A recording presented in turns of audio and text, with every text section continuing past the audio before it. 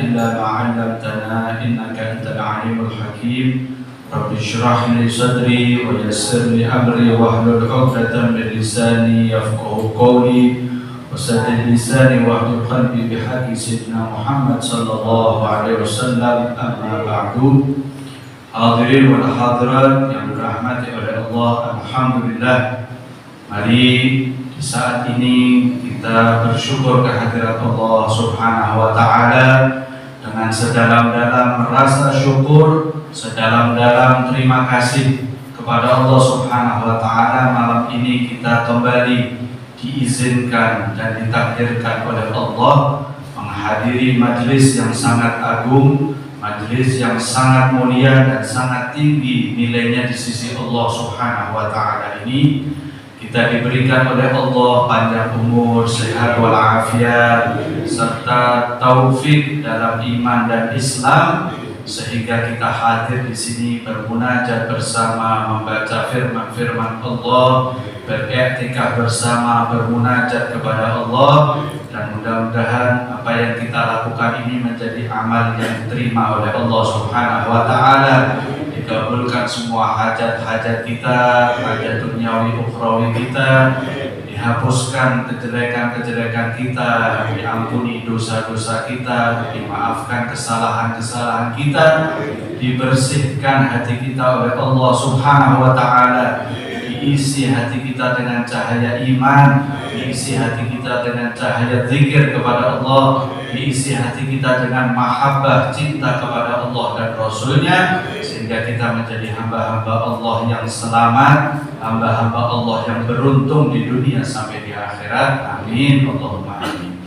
Hadirin wal hadirat yang dirahmati oleh Allah, alhamdulillah, kita beberapa pertemuan yang lalu sudah menyampaikan tentang apa yang ada dalam zikir, susunan zikir Ratibul Hadat ini. Beberapa waktu yang lalu kita sudah menjelaskan mengenai fadilah, keutamaan, keistimewaan, keagungan, keutamaan dari surat Al-Fatihah. Mudah-mudahan kita sudah mengamalkan ya. Kita mau melaksanakan sesuatu, meniatkan sesuatu, kita bertawassul dengan membaca surat Al-Fatihah. Kemudian pada pertemuan yang kedua kemarin kita sudah membahas tentang luar biasa hebatnya mengenai ayatul kursi. Ayat kursi bagaimana hendaknya kita baca ketika mau keluar dari rumah, ketika mau masuk ke rumah, ketika mau tidur, ya, jangan sampai meninggalkan ayatul kursi. Karena barang siapa membaca ayat kursi ketika waktu mau tidur, dijaga oleh Allah Subhanahu wa taala dari gangguan-gangguan setan dan gangguan-gangguan makhluk lain yang jahat. Ya, sampai dikatakan orang-orang yang selalu istiqamah sebelum tidurnya, ya, membaca zikir-zikir, khususnya membaca ayatul kursi ini, maka dia mendapatkan penjagaan dari Allah Subhanahu wa taala. Ada sebuah kisah saya sampaikan di sini dalam sebuah kitab Kalamus Shalihin, disebutkan ada seorang saleh yang oleh Allah Subhanahu wa taala diberikan kelebihan, dibuka hijabnya oleh Allah sehingga bisa melihat wujudnya setan. Ketika beliau akan masuk ke dalam masjid, dilihat di depan pintu masjid itu ada setan, mau masuk masjid ragu-ragu, mau masuk masjid keluar lagi itu setan. Akhirnya si orang soleh tadi melihat ini setan tumben, biasa masuk masjid masuk aja godain orang yang di dalam masjid itu gitu. Sama kayak kita nih walaupun di dalam masjid kadang masih digoda setan ya Pak ya, karena kita mungkin masih kosong hati kita dari Allah, kita belum khusyuk kepada Allah. Kemudian orang soleh ini kemudian melihat masjid, di dalam masjid ada apa ini? Di dalam masjid ada orang yang sedang sholat dan ada orang yang lagi tidur. Subhanallah ya, ada yang lagi sholat dan ada yang lagi tidur.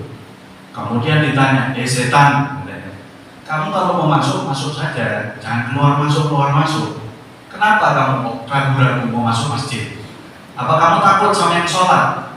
Ya, kamu mengganggu yang tidur, kamu takut sama yang sholat, gitu. Loh, bukan, kata setan. Kebalik. Saya ini mau ganggu orang yang lagi sholat, tapi saya takut sama yang tidur. Subhanallah. Kenapa? Karena orang yang tidur ini, beliau walaupun tidur, tapi hatinya selalu zikir kepada Allah Subhanahu wa Ta'ala, sehingga dia dijaga oleh Allah Subhanahu wa Ta'ala. Bahkan nafasnya yang tidur tadi bisa membakar saya kalau saya dekat, maka saya terganggu, tidak bisa menggoda orang yang sholat. Begitulah gambarannya. Orang-orang yang seakan-akan gambarannya tidur, tapi sebelum tidurnya dia membentengi dirinya dengan zikir-zikir kepada Allah Subhanahu wa Ta'ala, sehingga walaupun tidur, yang dikatakan tidur itu akhul maut, ya, saudaranya mati tidur itu. Ya. Cuman kalau tidur bedanya dengan mati, tidur itu masih bisa ngorok, ya Pak, masih bisa ampun dan kadang ngentut gitu ya. Tapi kalau orang meninggal sudah tidak ada itu seperti itu, tidak berdaya. Tapi karena penjagaan dari Allah Subhanahu wa Ta'ala, maka dia dijauhkan daripada godaan-godaan makhluk-makhluk yang tidak baik.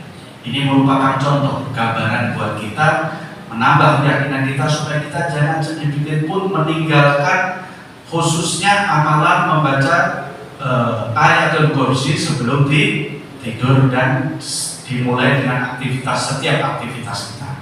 Baik hadirin yang dirahmati oleh Allah Subhanahu wa Ta'ala wal hadirat, kemudian kita memasuki susunan yang keempat. Setelah kita oleh Al-Habib Abdullah bin Abi Al-Haddad diajari untuk membaca Fatihah, ayat kursi, kemudian kita diajak untuk membaca 2 ayat terakhir daripada surat Al-Baqarah.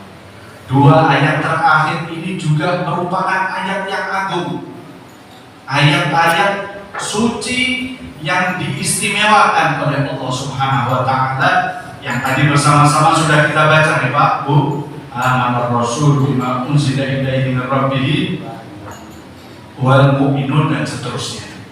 Ya, ini manfaat dan fadilahnya juga besar sekali.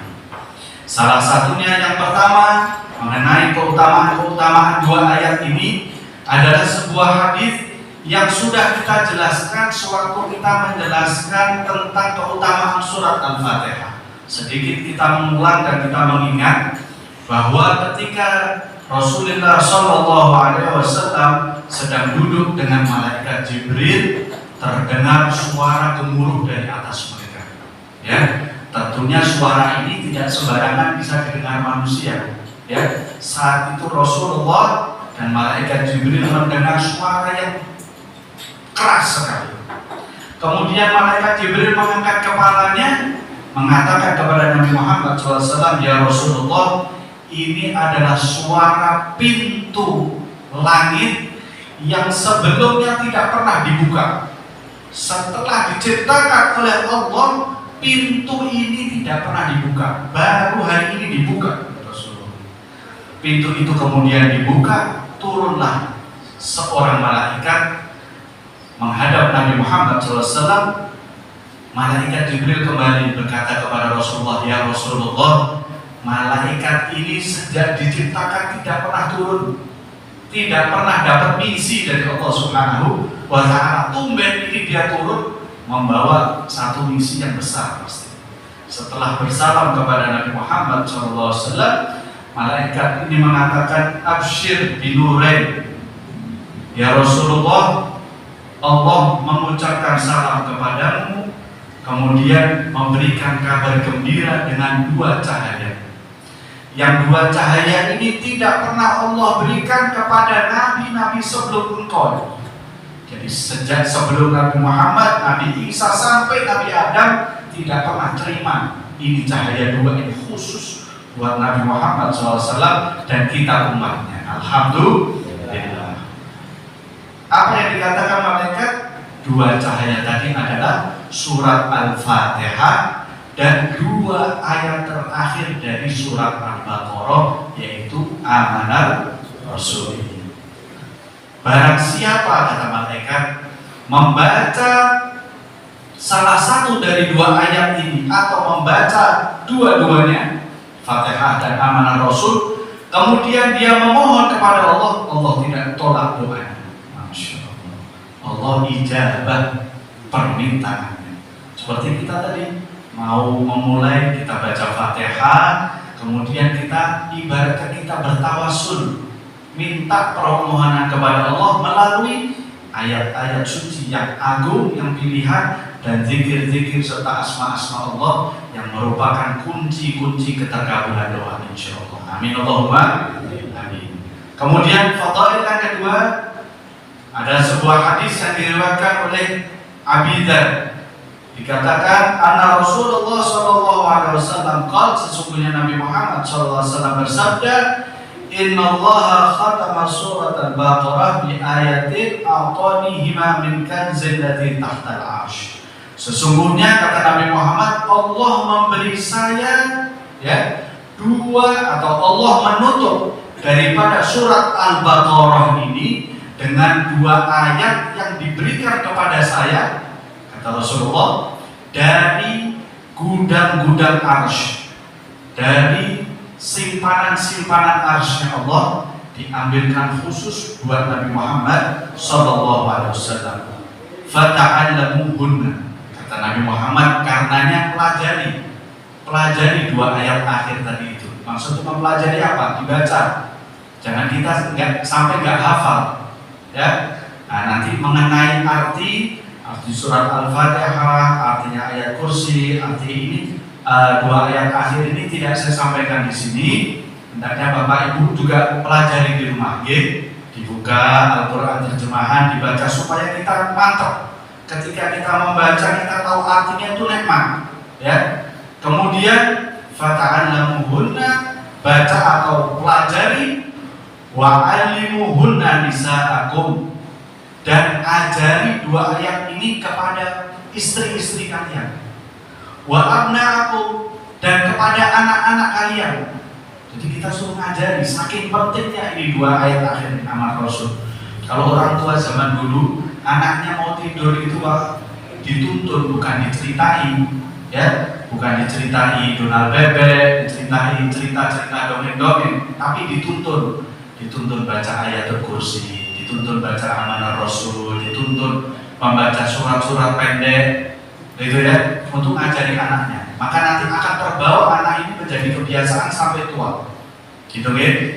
Kemudian disuruh ngajari fa innahuma salatun wa qur'anun wa du'a, karena di dalam dua ayat tadi itu ada doa kepada Allah Subhanahu wa taala, artinya ada permohonan, ada penghambaan diri kepada Allah Subhanahu wa taala, dan nilai-nilai yang baik lainnya.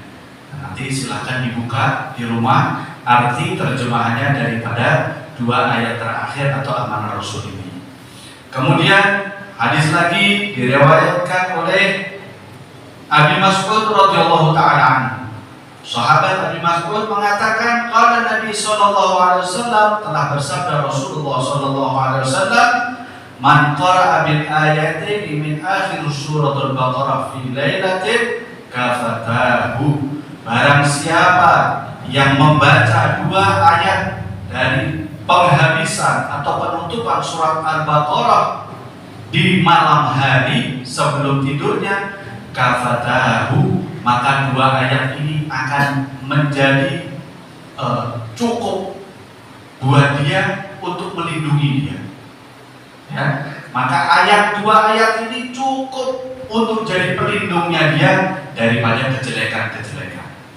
Dalam riwayat yang lain, para ulama menafsirkan kafatahu, kalau sering atau istiqamah membaca dua ayat ini ketika mau tidur, maka akan dicukupi oleh Allah Subhanahu wa taala segala kebutuhannya, baik kebutuhan duniawi maupun kebutuhan ukhrawi. Maka ada yang mengatakan dua ayat terakhir ini adalah ayat kifayah, ayat kecukupan.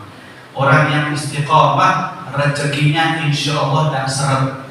Amin Allahumma amin. Insya Allah diberikan keluasan rezeki zahir batin oleh Allah Subhanahu wa taala. Rezeki zahir apa Pak? Rezeki zahir itu ya kita kelihatan, ya. dapat uang, penghasilan lebih, keuntungan dan lain sebagainya. Tapi rezeki batin ini yang tidak bisa dibeli sama uang. Apa? Senang berbuat taat kepada Allah. Ada orang yang buat taat sama Allah tapi kabutan hatinya. Ya. Kemudian setelah itu apa? Bisa khusyuk, bisa hudur, ya, hatinya hadir ketika ada di masjid, hatinya tenang, sakinah, hatinya tenang ketika di majelis zikir.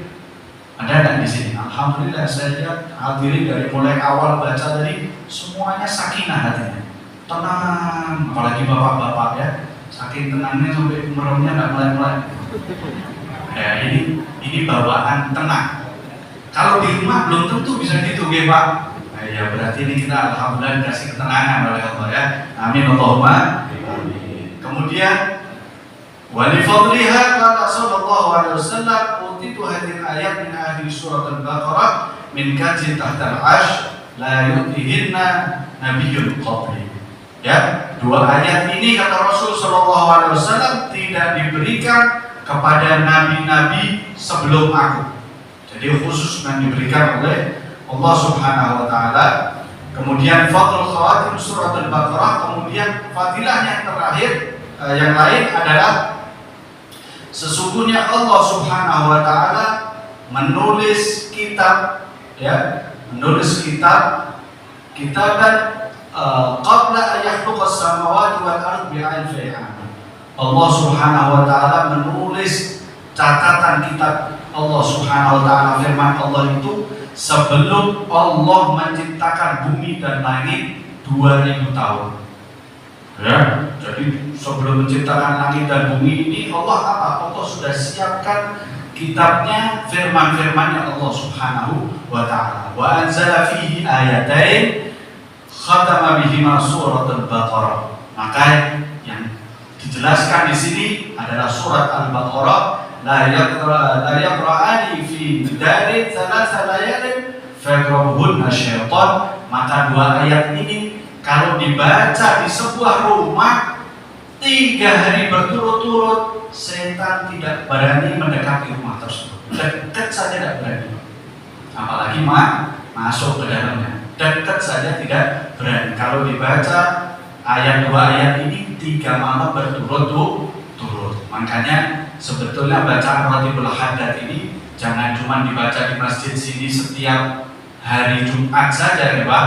Di rumah juga dibaca, dibuat wirid ya, baik ba'da maghrib maupun ba'da isya. Kemudian yang terakhir adalah dari Sayyidina Ali bin Abi Thalib karramallahu wajhah, yang beliau dikatakan oleh Rasulullah SAW adalah ana madinatul ilm wa aliyul babuha. Saya ini kotanya ilmu, kata Nabi Muhammad SAW. Wa aliyul babuha, dan Ali bin Abi Thalib ini pintunya, pintu kota. Kota apa? Kota ilmu. Jadi secara keilmuan Sayyidina Ali ini tidak ada tandingannya dibanding dengan sahabat yang lain yang banyak mereka alim-alim juga, para ulama dari kalangan para sahabat. Apa katanya Sayyidina Ali bin Abi Thalib mengomentari 2 ayat terakhir ini? Makuntu ara ahadan yakin, saya tidak melihat ada orang yang cerdas, orang yang pintar, ya, kecuali dia tidur sampai dia membaca 2 ayat terakhir surat Al-Baqarah. Ya, jadi tidak ada orang yang akalnya waras kecuali mesti kalau tidur dia baca 2 ayat ini sebelum tidur. Kenapa? Karena keutamaannya sangat besar dan kerugian bagi orang-orang yang tidak mengamalkan ini. Ya, apalagi sekarang Bapak Ibu hadirin wal hadirat, kita semua sudah tahu tentang fadilahnya yang sangat luar biasa. Maka sangat rugi kalau kita meninggalkan. Ibarat kita sudah dapat sesuatu yang berharga, tapi kita buang dengan sia-sia. Nah, mudah-mudahan oleh Allah Subhanahu wa taala kita diberikan taufik oleh Allah Subhanahu wa taala. Apa yang sudah kita pelajari di sini, apa yang sudah kita dapatkan, kita diberi taufik juga oleh Allah untuk bisa mengamalkan. Amin Allahumma amin. Kita ajarkan juga kepada keluarga kita, saudara-saudara kita yang belum hadir malam ini di masjid ini, anak-anak kita semenjak ini, cucu-cucu kita ajari bagaimana hendaknya mereka terbiasa dengan membaca ayat-ayat suci pilihan, zikir-zikir yang diajarkan oleh Nabi Muhammad SAW, agar terlindungi diri mereka, terlindungi akidah mereka, terlindungi semua urusan-urusan mereka, menjadi hamba-hamba Allah yang terbaik. Amin, Allahumma amin. Wassallallahu ala sayyidina Muhammadin wa ala alihi wasallam. Alhamdulillahirabbil alamin. Mohon maaf atas segala kekurangan. Wassalamualaikum warahmatullahi wabarakatuh.